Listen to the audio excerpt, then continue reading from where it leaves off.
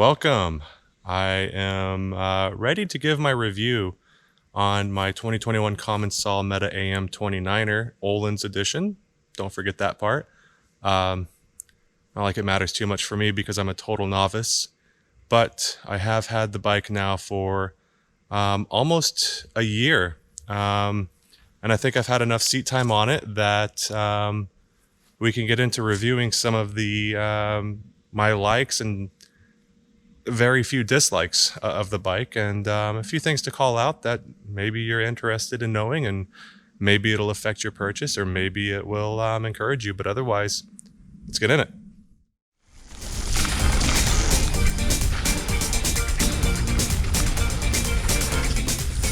Butter.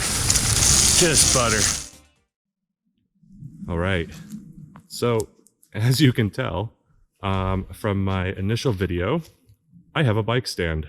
I did get one. It's not red. It's blue. And it is a park tool. No, I did not pay full price for it. I actually found it on Craigslist. So, wow.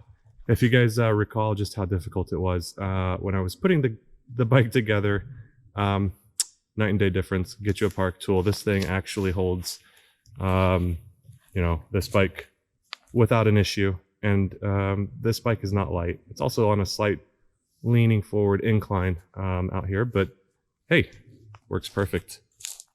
So what do I like about the bike? Actually, you know what? Let's start with the dislikes. When I pre-ordered this bike, I had to wait. We put it together, rode it for a little bit in the fall before winter, rode it a little bit in the winter. It was great. I had a few hiccups here and there. I'll cover those in a little bit.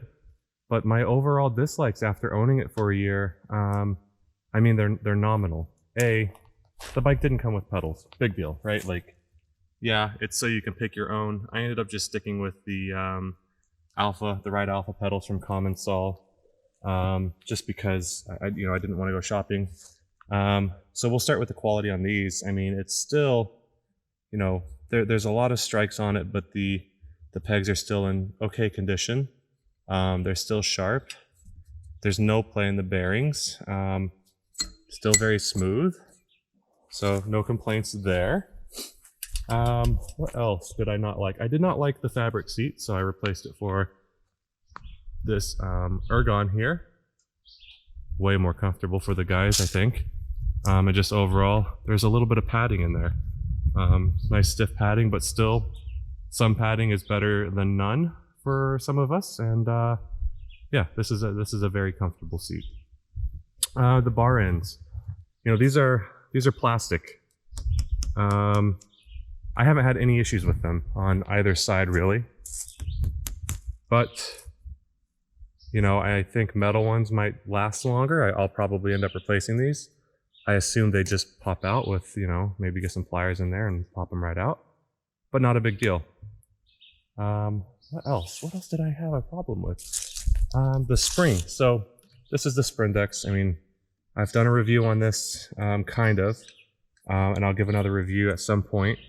But the only thing I didn't like was that there was no spring selection when I got the bike. So when I got it, it came with I believe a 300 some odd pound spring, and maybe if you're 150 pounds or so, it would be fine. But for me, when I got the bike, I was in the low 200s, 210, 215, something like that, fully kitted.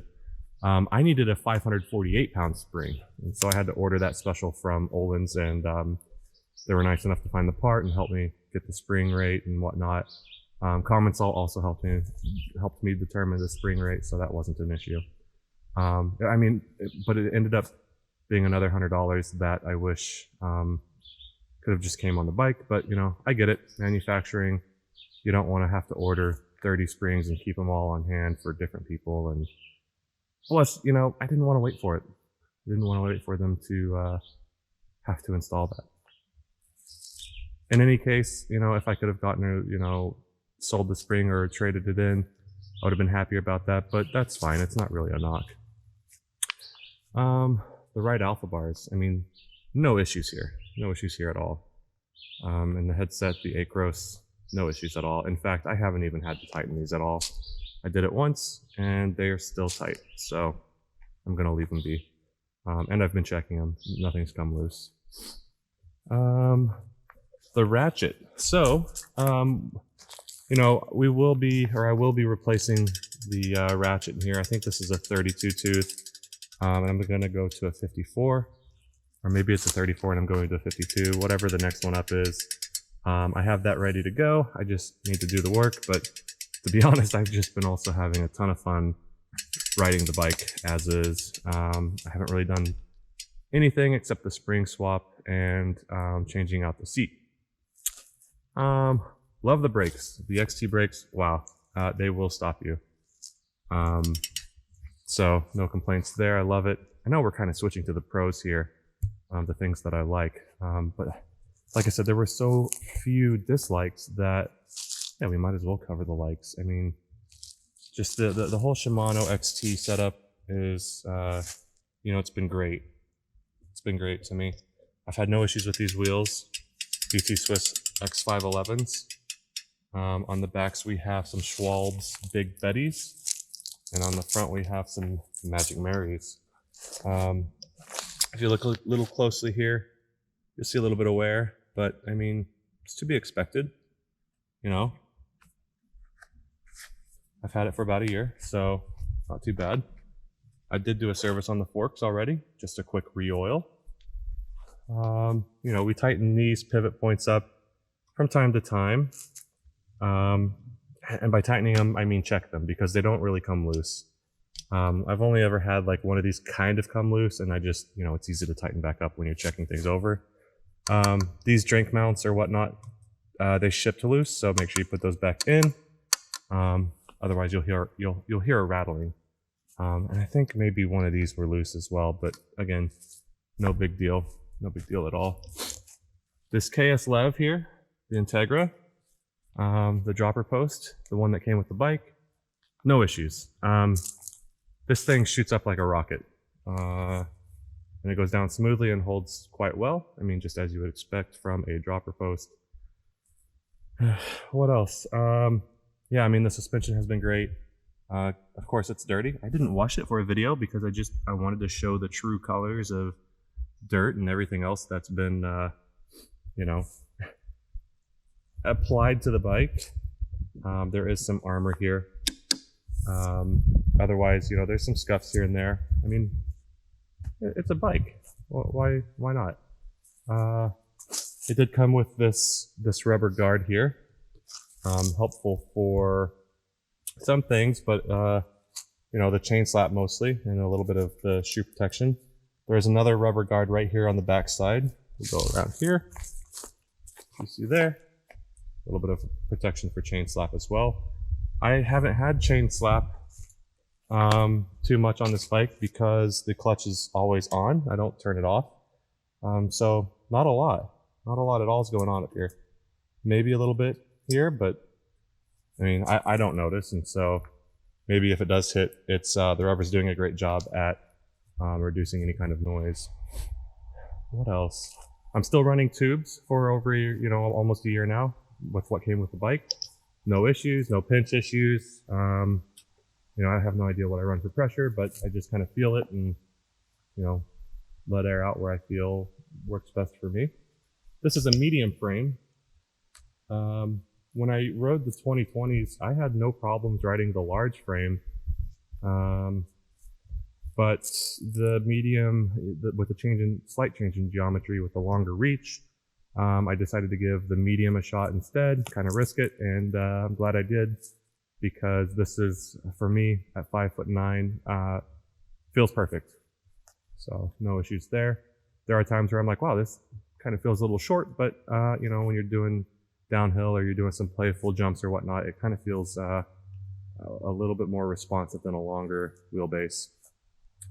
The grip wear, I mean, as you would expect, I wear gloves, and so these have some decent wear on them. Maybe I'll get some pill grips at some point. Maybe Sam will have them in stock when I go to look, and I'll get some. I don't know what color I would get. Let me know. What color would work with this palette? I don't know. I mean, we have dark green with light green, and We have blacks and golds and a little bit of a blue splash here. I don't know. So I need to get grips at some point, maybe some stickier ones. But overall, these have been sticky, no issues. You know, no issues with the locks. Nothing's come loose up here in the cockpit. These brakes are great. I will say that the rear brake here, there's a little bit more play, and I did adjust both of these with the adjustment to be about the same, and you can see that way less play here. This one grips a little bit more. This one has a little bit more play, takes a little bit more pressure to grip. I think I just need to bleed it, to be honest. I think a little bit of air was probably introduced when the bike was put together on accident, but that's fine. I've been running it anyway, no issues, no overheating issues, no brake pad issues, no leaking, no issues with the shifting. I mean, overall, I haven't had to do anything with this bike, so I would recommend it if you can afford it. And obviously, I splurged because I had a couple extra bucks that I could do so with. But I've also heard great things about the other models, the air suspension models, the ride. You know, it sounds like that's working really awesome for some of those folks who bought that version. But for me, I mean, Ohlins, it's been awesome. I mean, you know, on these springs specifically, there's different chambers. You have a ramp up chamber down here, and there's a little guide here that gives you some recommended pressures. What you want to remember to do is to, I believe, air up the ramp up first, and then the top chamber second. I run these on pretty much full open for the low speed compression, just because I like it nice and spongy. I have it dialed in just right. I have a little bit, you know, maybe about an inch and a half of travel left here. You know, I've taken it off some small jumps and haven't really bottomed out, so I think I'm good here. On the rear, I don't really know, to be honest. It doesn't feel like I'm bottoming out, and I'm at 525 with the Sprindex. I'm going to leave that there. Maybe at some point, if I can find the yo-yo to kind of measure, you know, how much spring I'm using, then good. If not, then whatever.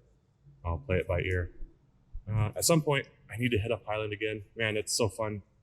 And I'll probably crank this up to about a 530, 535 or so, just for the jumps, you know, Hellion and things. And the last part, you know, with the Shimano Cassette here, I'm not sure if you can really tell. There is wear. I mean, I shift like a jerk sometimes. I try not to shift too much while under load or heavy torque. But sometimes, you know, you got to. You've got to get up into gears, you know, shifting up, shifting down quick. And sometimes it makes a crunchy noise, and sometimes you just have to deal with it. And I know at some point I'll have to replace this. It's a consumable. So, you know, don't let this stop you from having a blast and trying to bomb up a mountain. It's more fun to just climb and just know that you're going to have to replace that at some point. Otherwise, yeah. Again, bike stand, bike, a little bit of a mud guard here, a little bit of underbody stickers here for truck bed stuff right there, and then rock strikes, and then of course bracket strikes on rocks. This has actually done its job quite well,